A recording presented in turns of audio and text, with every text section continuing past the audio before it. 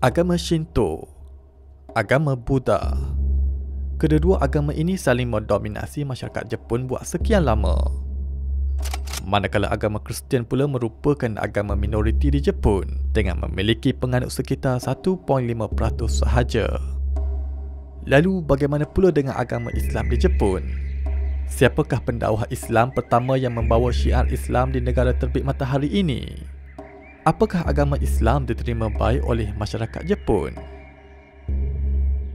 Siri Jelajah Perlis Wisdom kali ini akan membawakan kepada anda menelusuri sejarah perkembangan Islam di Jepun dan bagaimana cabaran dakwah Muslim Melayu kita di bumi Nihon. Siri kali ini kita akan bersama dengan hos saudara Marcellus Maurin yang merupakan pengurus dakwah di Perlis Center of Wisdom.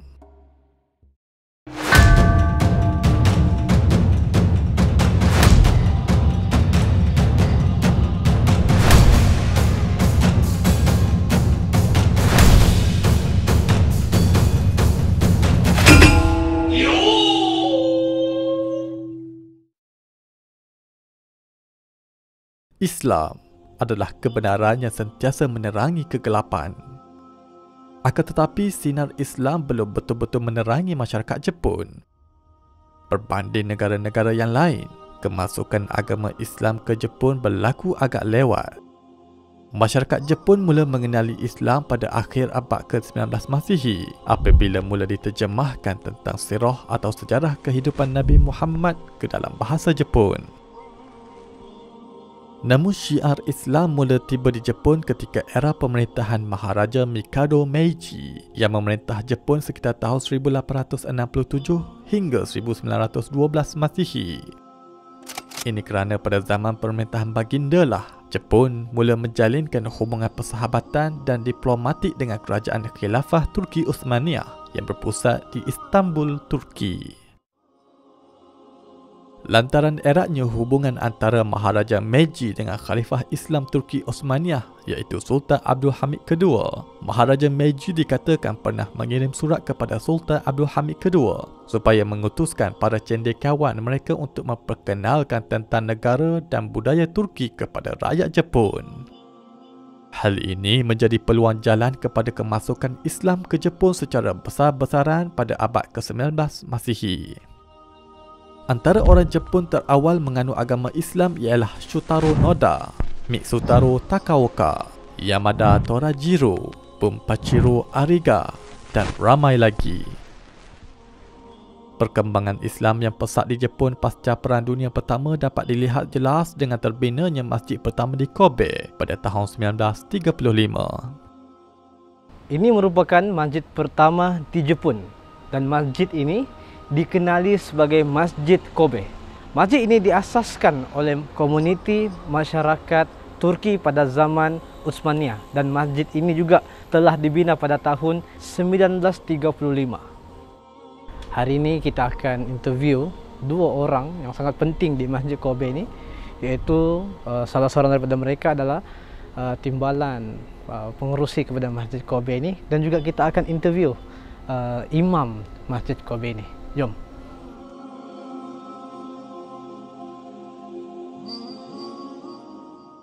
Okay, Alhamdulillah, today we two person from the Masjid Kobe, which is we have Imam of Masjid Kobe here, and we have the Vice Chairman of Masjid Kobe. So I will ask a few questions. First, I will ask to our Vice Chairman of Masjid Kobe. What is the history of the Masjid Kobe? Bismillahirrahmanirrahim. Kobe Masjid is the first masjid in Japan, the first and the oldest masjid in Japan.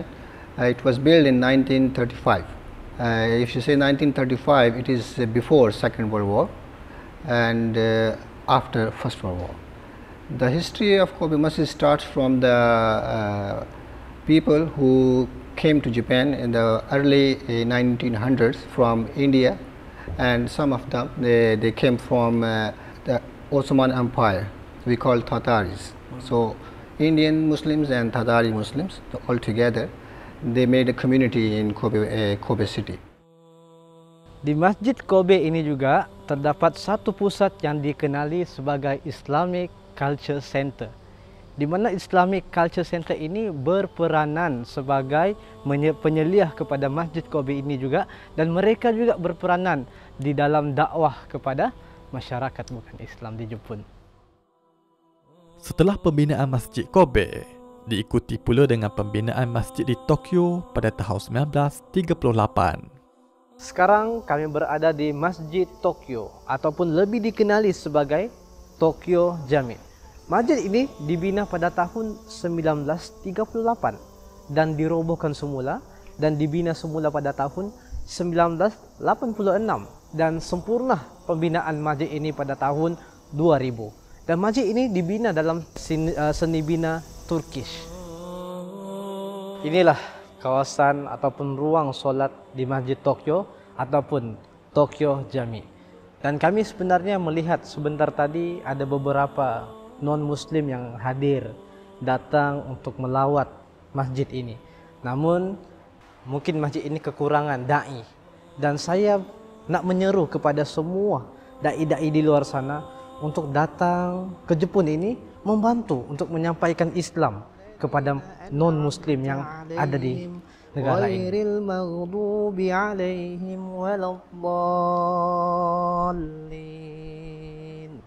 So this is the Al-Fatihah.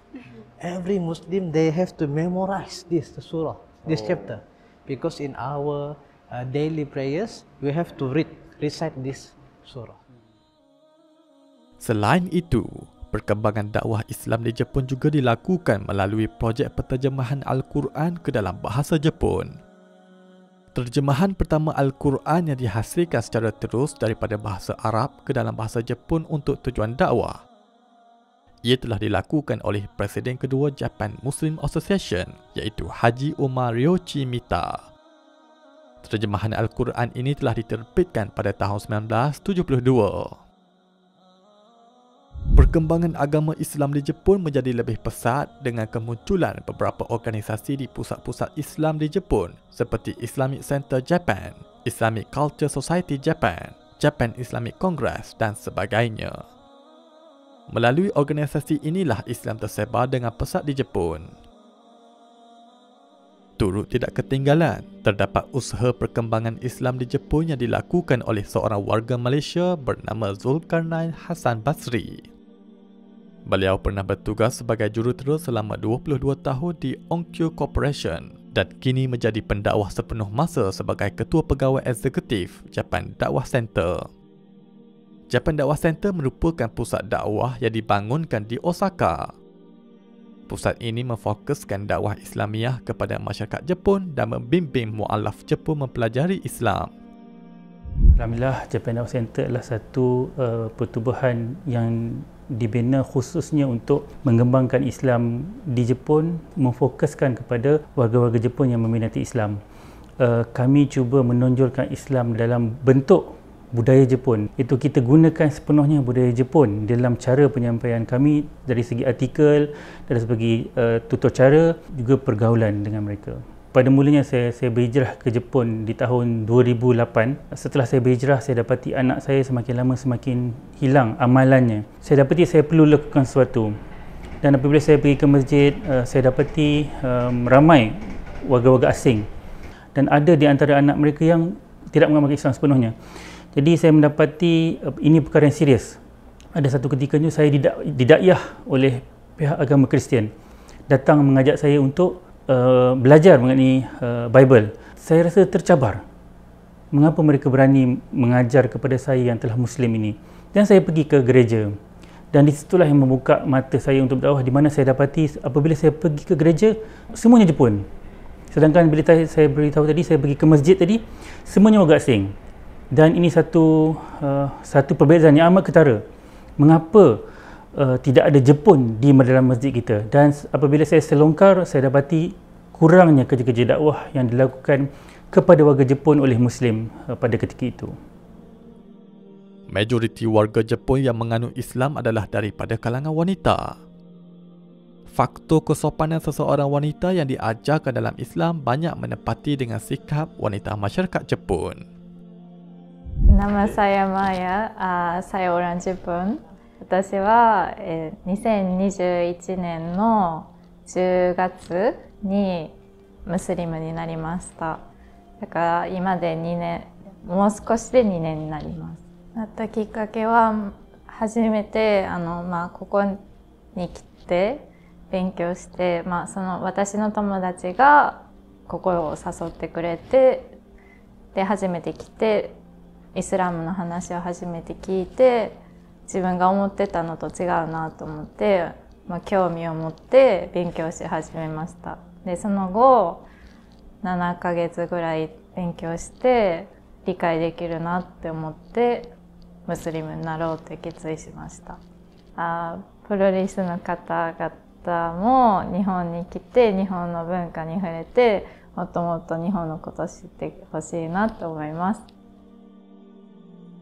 Warga Jepun dahagakan ajaran kebenaran.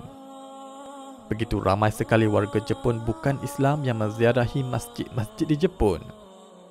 Perlis Wisdom juga berkesempatan menyantuni masyarakat Jepun yang bukan Islam untuk memperkenalkan ajaran Islam kepada mereka. And when you open this book, in the first chapters, the title of the first chapter is Al-Fatihah. Simbolik cahaya matahari ini boleh digantikan dengan simbolik cahaya kebenaran Islam. Meskipun agama Islam tiba lewat di Jepun, sambutan masyarakat Jepun yang mesra dengan Islam menunjukkan kepada kita bahawa betapa dahaganya rakyat Jepun kepada agama Tauhid. Justru menjadi tanggungjawab umat Islam untuk sentiasa berusaha menyampaikan dakwah Islam kepada mereka. We need effort from everyone, but first advice for everyone, please, Japanese language first. Second, Japanese culture, language and culture. Then Islamic knowledge about how to give dawah and these things. Japanese people doesn't like much words; they like action. You say you are Muslim, show me. This is a very important point. Implement Islam on yourself first. You see Islam say don't lie, okay, show me. You say you have to be honest in your work, show me. You have to deal nice with your parents, show me. Dakwah ini memerlukan orang. Saya tidak mungkin melakukan seorang. Saya perlukan lebih ramai orang. 124 juta orang penduduk Jepun ini tidak akan mampu dakwah oleh saya seorang. Jadi, marilah kita bersama, beramai-ramai memberikan informasi Islam kepada warga Jepun. Inilah projek kami yang kedua. Episod siri Jelajah Jepun yang akan datang akan membincangkan pengaruh kepercayaan dan agama dari Jepun ke Malaysia. 学ぶと世界のみんなの導き手